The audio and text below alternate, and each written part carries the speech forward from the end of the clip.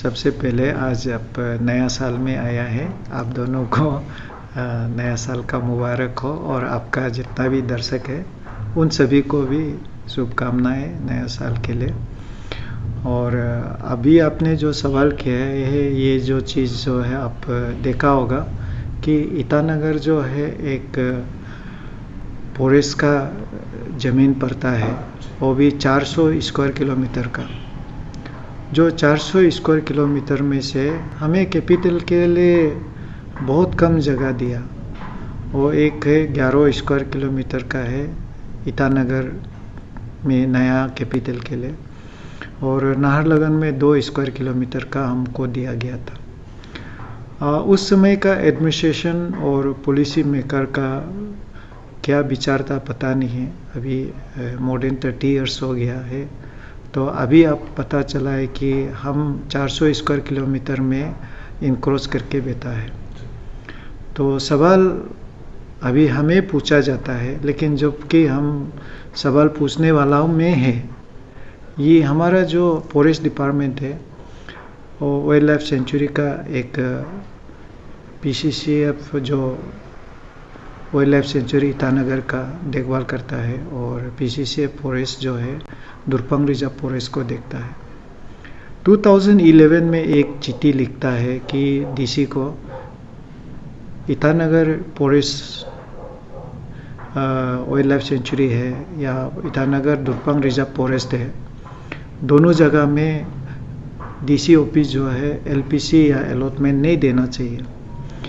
तो 2011 से लेके अभी 2020 तक लगातार DC ऑफिस भी फॉरेस्ट का ज़मीन में ही LPC और अलॉटमेंट देते गया, जिसका कारण से लोग जो है वहाँ बसने लग गया और जानवर भी गायब हो गया, फॉरेस्ट भी गायब हो गया।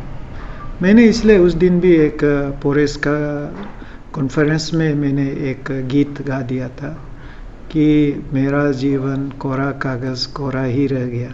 मतलब उन लोगों को बोला है कि आप अपना जीवन में, सरकार जो है फॉरेस्ट डिपार्टमेंट एक मेजर डिपार्टमेंट है, government all India service, Indian forest service, all India 3 service होता है, एक इंडियन एडमिनिस्ट्रेटिव सर्विस है, एक इंडियन पुलिस सर्विस है, एक इंडियन फॉरेस्ट सर्विस है। ये इंडियन फॉरेस्ट सर्विस को एक major department government of Arunachal और गवर्नमेंट ऑफ इंडिया यह बनाया गया है कि preservation and conservation of the forest यही के लिए। तो अभी आप देखेगा कि बंदरदुआ से जो निर्जुली आता है, 1986 में हम जो क्लास 10 पास करके यहाँ पढ़ाई करने आया, तो उस समय में इतना जंगल था जहाँ हाथी इतना निकलता था, धरना पड़ता था। अभी तो वहाँ पे जंगल ही गायब हो गया।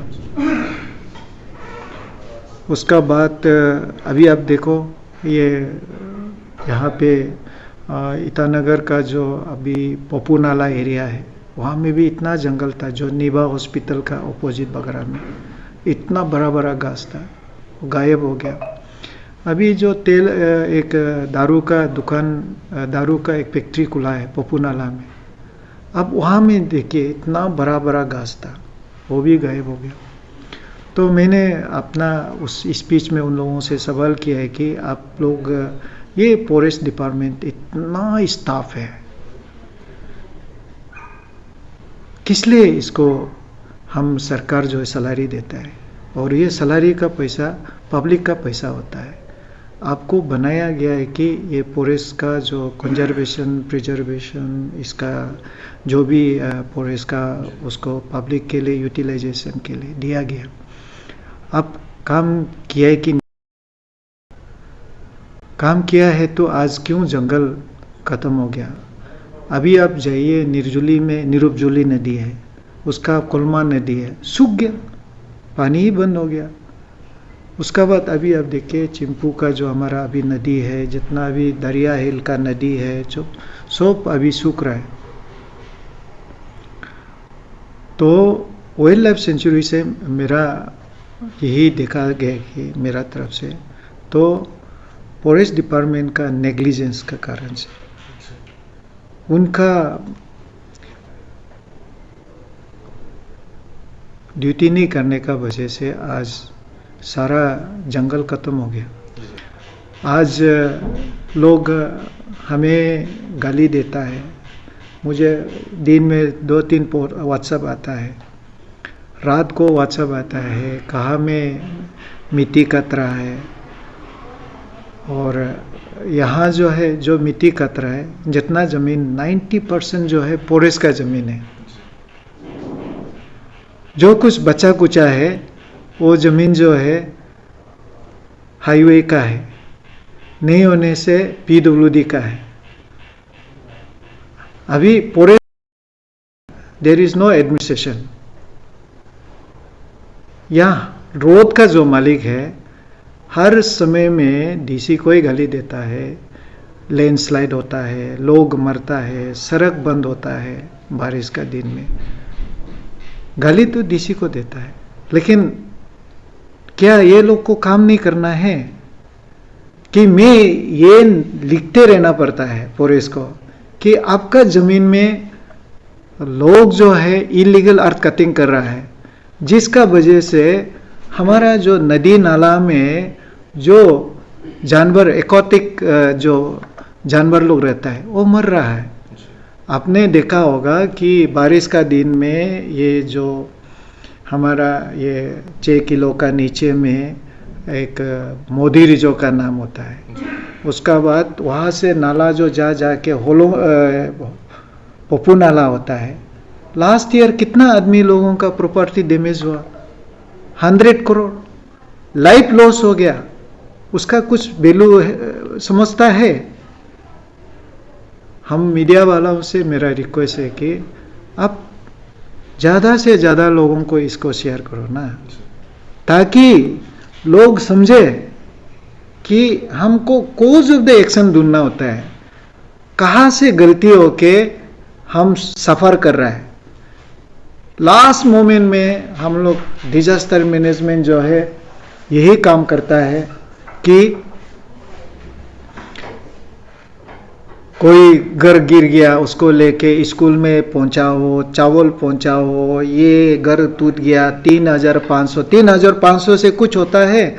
हमारा जो डिजास्टर मैनेजमेंट एक्ट में जो कानून बनाया वो तो बनाने वाला का घर में मैं और मेरा 3 ना, मतलब है कि बीवी और 2 बच्चा। हमारा ट्राइबल एरिया में कितना होता है, 10 फैमिली एक साथ में बेचता है, रिलेटिव्स घर में बेचता है। 3,800 से उनका 2 दिन चलेगा, किसी का घर चला गया। कहने का मतलब है कि ये अर्थ कटिंग का वजह से होता है। बार बार मैं ये बोला, ये अर्थ कटिंग का वजह से लोगों का लाइफ प्रॉपर्टी डैमेज हो गया, मर गया।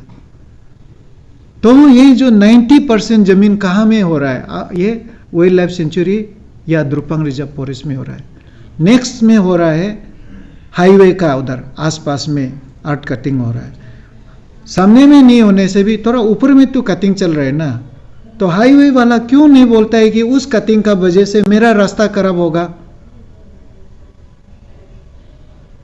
किसी का रिस्पॉन्सिबिलिटीज नहीं है। ये जो हम लोग हर साल में रास्ता खराब होता है, हर साल में घर गिरता है, घर मरता है, आदमी मरता है, क्या इसका? तो मैं इसी बीच में हमने एक बार सोचा कि डेवलपमेंट भी तो चलना है, लोगों को घर चाहिए तो ज़मीन डेवलप करना है, ये भी तो ज़रूरी चीज़ हो गया। क्योंकि मैंने इसलिए PC से को भी एक बातचीत किया कि आप 1 किलोमीटर स्क्वायर इनक्रोच करता है तो चलो हम मानता है, 400 स्क्वायर किलोमीटर इनक्रोच हो गया, आप क्या बात करेंगे इसको? आपका यहाँ में DFO रैंक का है, रेंज ऑफिसर कितना है, फॉरेस्ट गार्ड कितना है।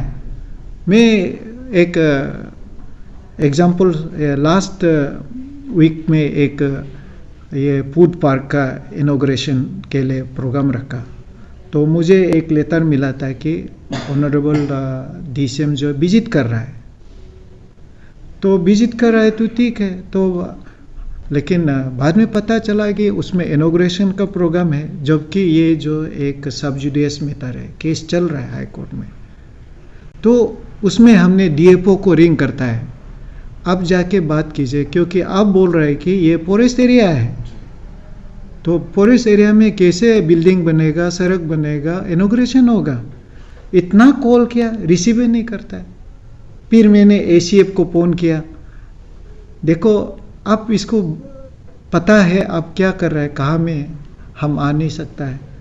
मैंने फॉरेस्ट गार्ड को फ़ोन किया, रेंजर साहब को फ़ोन किया, वो बोलता है कि कहीं है। तो यहाँ का जो रवैया जो है, जो फॉरेस्ट का मालिक है, जहाँ में हाईवे सड़क बन रहे हैं ना, उसमें वो हमारा जेसीबी और ये गाड़ी का आगे में सो जाता है, जो कि वो हाईवे जो है इतना इम्पोर्टेंट रोड होता है, स्कीम होता है। लेकिन जहाँ में कोई एक सड़क कहीं एक जगह में बन रहा है, उसको पूछता नहीं है कहाँ में आर्ट कटिंग हो रहा है। अभी देखिए अपने जोलंग रोड गया है, ईटानगर जोलंग रोड, पप्पू नाला निकलता है। अब हर साल में वो रास्ता में आपको सड़क खराब होता है, किसका कारण से आपको मालूम है, आप सभी को मालूम है, जो भी सुनता है। वो तो आर्ट कटिंग का वजह से होता है पगा तरक एरिया में। ये जो वाइल्ड लाइफ सेंचुरी है, तो हमने वीडियो भी भेजता है कि देखो आप लोग देखिए। तो हमारा आदमी जो है तभी भी क्या किया है, हमने नहीं बोलने से भी 100-200 आदमी को अरेस्ट किया। लेकिन हम कौन से कानून में करता है, सीआरपीसी का अंदर में करता है, बेलेबल ऑफेंस हो जाता है। वो 1 घंटा का बात निकाल के फिर वो रात को लगा देता है। आप रात को सुनो, ये जेसीबी और 2 इन का आवाज़ सुनाई देगा हर जगह में, रात भर कटता है, 1 घंटा में पूरा पहाड़ खत्म कर देता है। तो हम ये ऑर्डर इसलिए बनाया कि बीच में हम सोचा है कि नहीं, डेवलपमेंट भी चलना चाहिए लोगों का, जिसको अलॉटमेंट है, जिसका एलपीसी है, उन लोगों को घर भी बनना चाहिए, कैपिटल है। तो उस हिसाब से हमने ये एनओसी मैंने अपना एडीसी का चेयरमैनशिप में कमेटी कॉन्स्टिट्यूट किया, जहाँ पे इंजीनियर लोग भी है, रोड का मालिक है, तो रोड का मालिक लोग को भी डाला, सब डाला। फिर एनओसी मिलने का बाद परमिशन दिया। तो अभी कुछ दिन का बाद देखा है तो परमिशन दिया वाला इतना जोरदार से और बहुत बड़ा जगह को काट रहा है।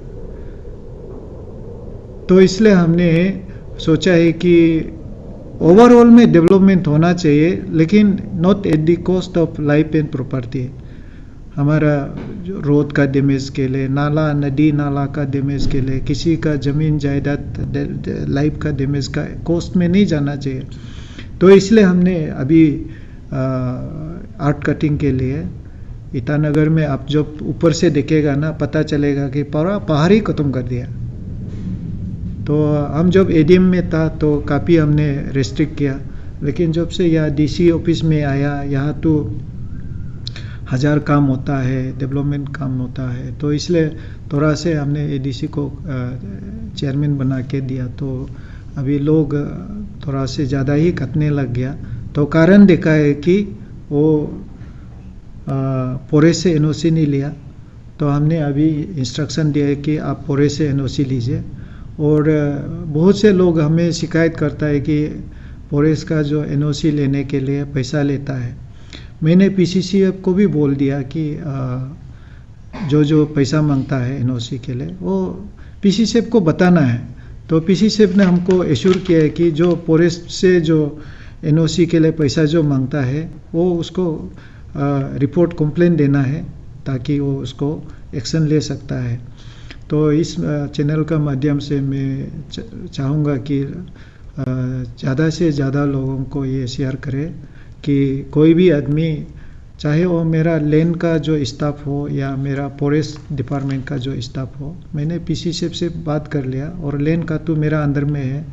तो कोई भी पैसा मांगता है और कोई भी अगर 7 दिन से ज़्यादा वो कागज़ को वो रखता है, एक चीज़ है, मैं बार बार बोलता हूँ, अगर आपको नहीं देना है रिजेक्ट करो, जी।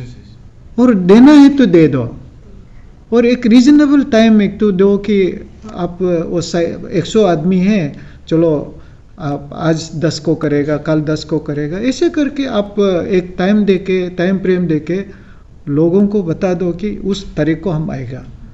तो उस हिसाब से ये समय को फिक्स करके सभी का प्रॉब्लम को सॉल्व करना है।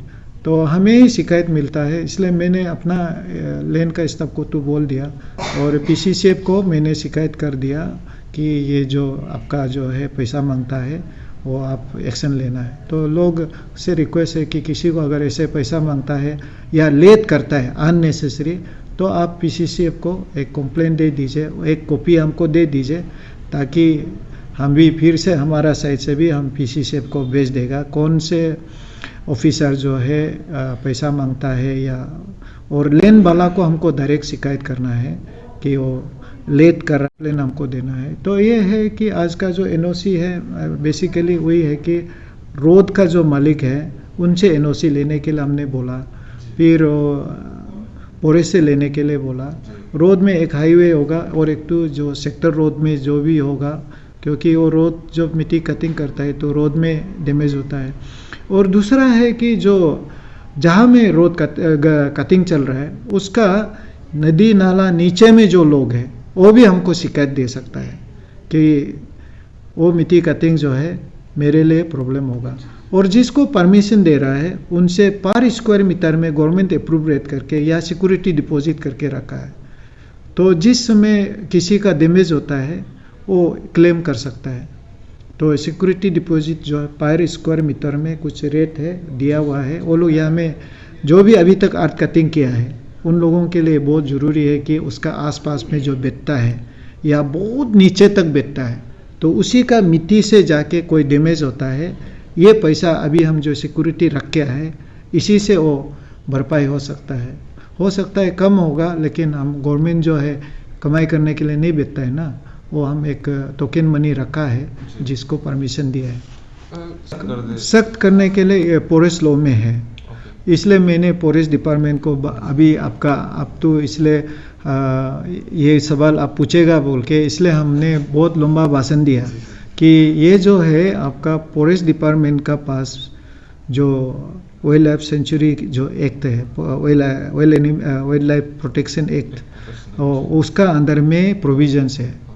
बहुत बड़ा केस बनेगा और आपको फॉरेस्ट एक्ट, कंजर्वेशन एक्ट का अंदर में भी प्रोविजंस है। उसमें क्या होता है, पुलिस लोग प्रोसिक्यूशन में नहीं जाता है, ये फॉरेस्ट डिपार्टमेंट खुद जाता है, तो इसलिए वो इजी होगा। हमारा सीआरपीसी में क्या करता है कि हम एक 133 सीआरपीसी में हम ये इन्वोक करता है तो आर्ट कटिंग मत करो, जो वायलेट करता है उसको हम अरेस्ट करता है।